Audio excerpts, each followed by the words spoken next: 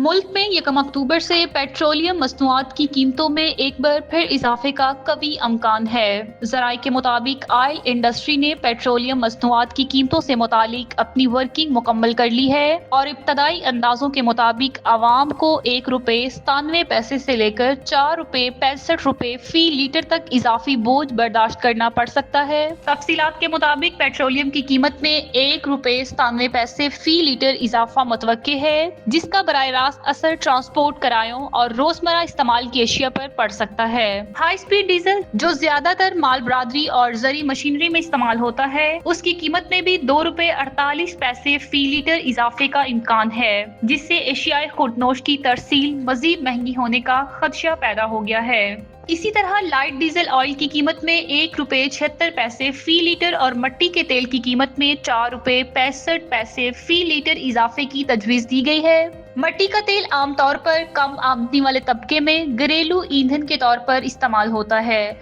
जिससे गरीब आवाम पर महंगाई का दबाव मजीद बढ़ने का अंदेशा है। ज़राए का कहना है कि ओगरा कीमतों से मुतालिक अपनी हतमी वर्किंग वजारत पेट्रोलियम डिवीजन के जरिए वजारत खारजा को भिजवाएगी। इसके बाद वजीर आजम की मंजूरी के बाद वजारत खजाना कल नई कीमतों का बाज़ाब्ता ऐलान करेगी।